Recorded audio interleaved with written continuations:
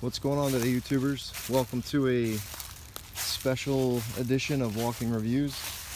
I'm not going to do a full review on a knife today. I'm just going to kind of do a first look at it. I just acquired it yesterday from the New York Custom Knife Show. And I guess I'll talk a little bit about the show as well. Kind of give you guys an idea of what it was like.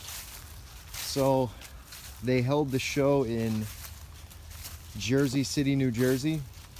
Why is it called the New York Custom Knife Show? It originated in New York, but because of the draconian knife laws in New York City, they decided to start holding it just outside of New York City.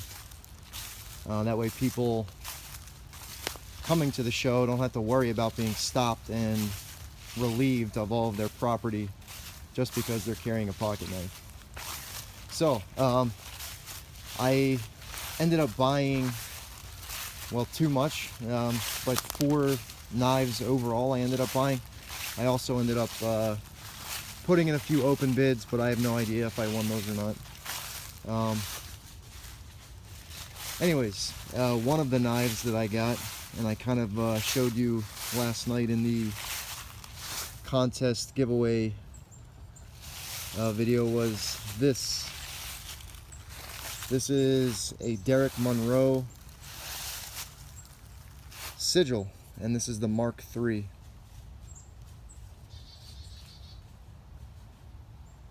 I'll just give you kind of like a slow look at this.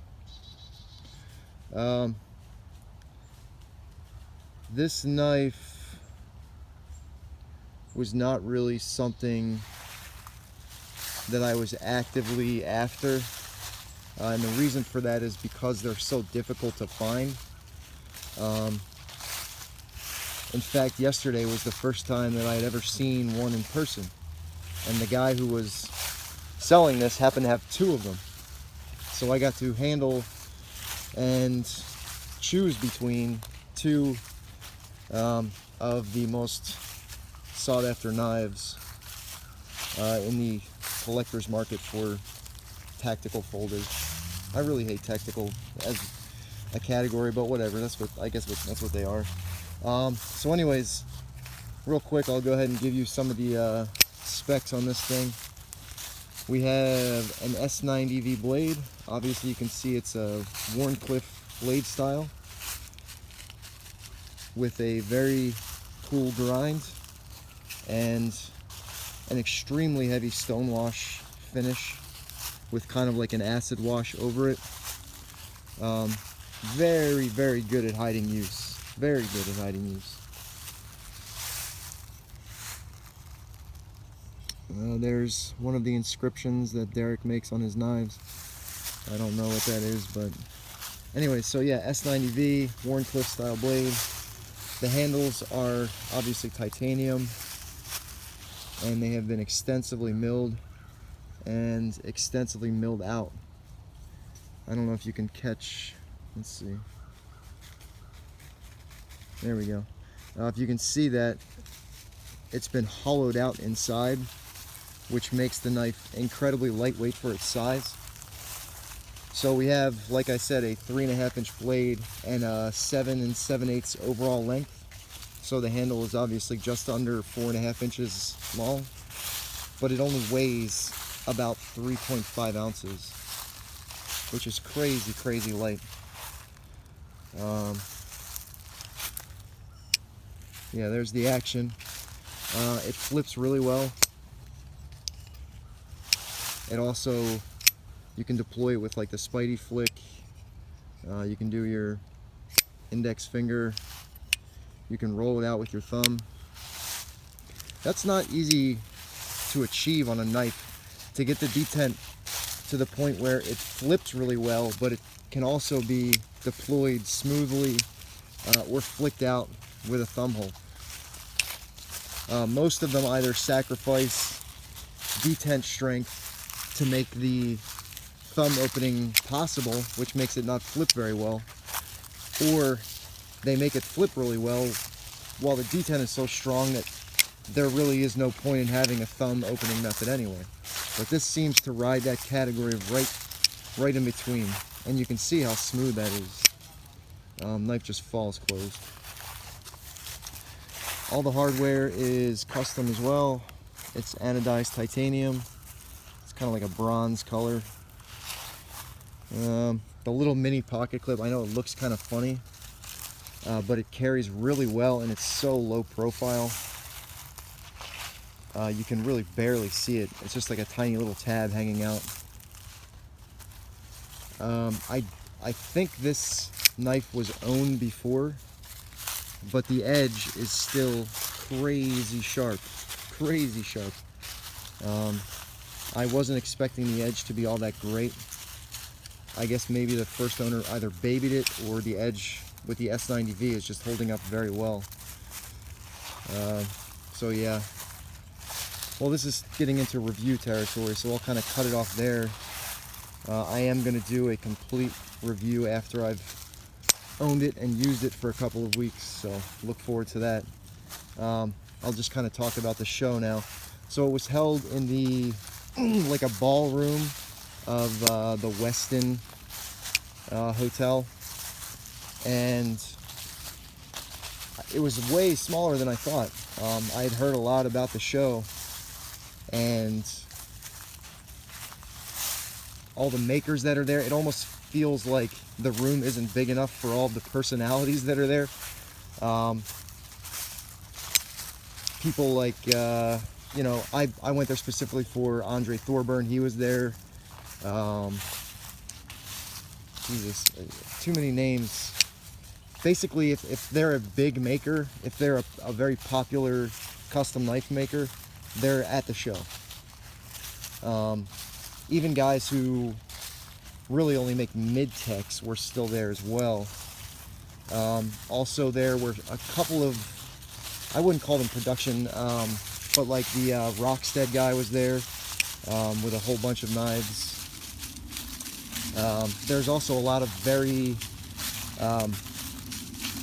extensive collectors that are there selling some of their stuff. So like websites like Arizona Custom Knives were there, eBoss Haas was there, Tri-City Customs were there. So a lot of the big online retailers for custom knives show up to the show as well. I made the mistake of thinking that I could get there a little bit later. The show starts at 11 a.m. for VIP pass holders. I got there at about 1:30 p.m. and by the time I got there, the man I specifically went to see, Andre Thorburn, was completely sold out of everything. And a lot of the really cool stuff had already been snatched up. So in the future, if I were to go to that show again, I would definitely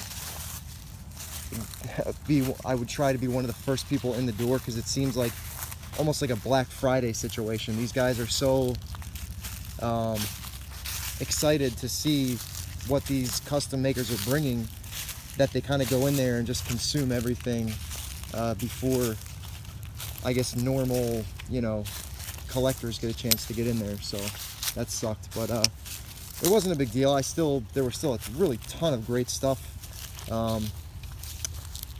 John Gray of Gray Knives was there, and he had some amazing stuff. He actually had made a new model based on a conversation that he and I had had about a slimmer knife. He kind of makes overbuilt knives, but he dialed it down for a new model, and I picked up one of those as well. And some guys that I had never heard of, which was cool. I think that was the coolest part. The guys that I had never really heard of, I got to handle stuff, you know, from them and see, you know, develop new obsessions of guys that I would like to own knives from. So that was cool. It was very much a friendly atmosphere. You can tell that the people that collect at the level to actually go to New York or right outside of New York for a show, they're excited to talk to other people who collect as well. So it was very much a show-off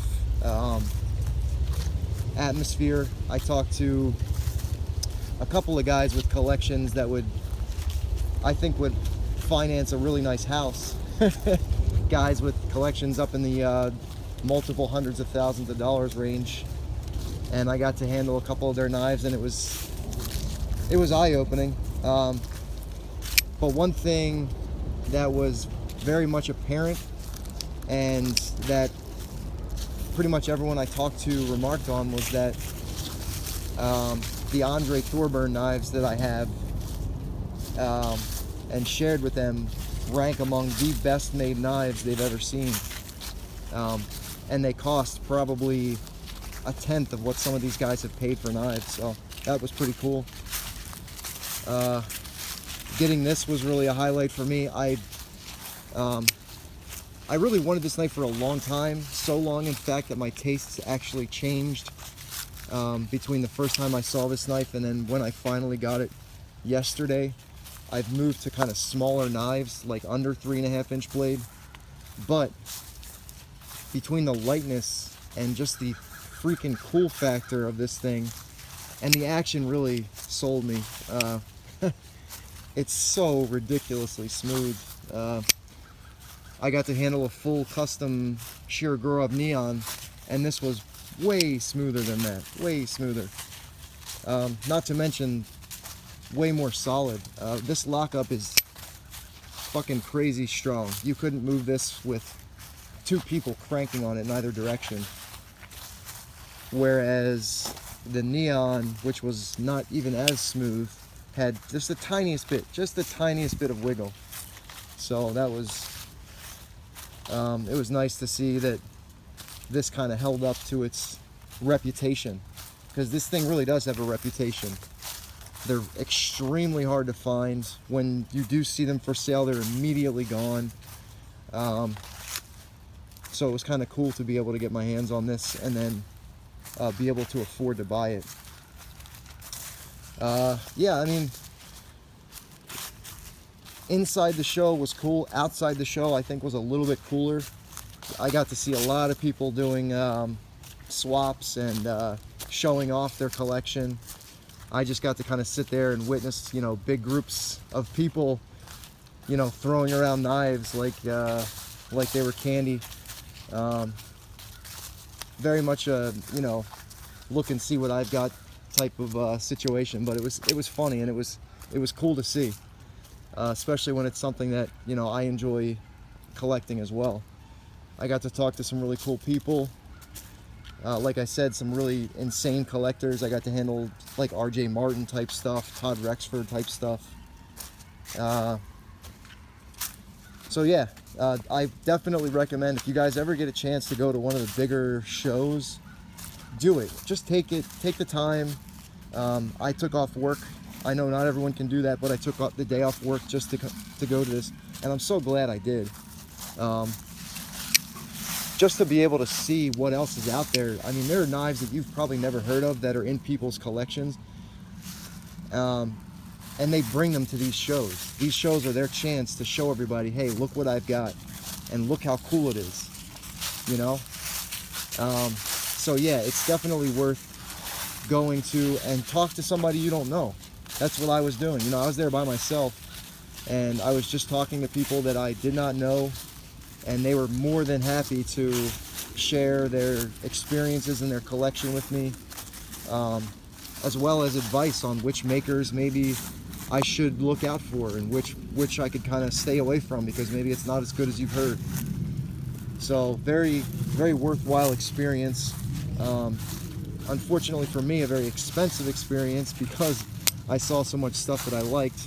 But good for you guys, because I'll be making more videos on these awesome knives too. So, alright guys, this is getting to the 15-minute mark, so I will stop rambling.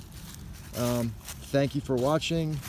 Look forward to the next giveaway video, probably tomorrow or Monday, and yeah, take it easy, and I'll catch you on the next video.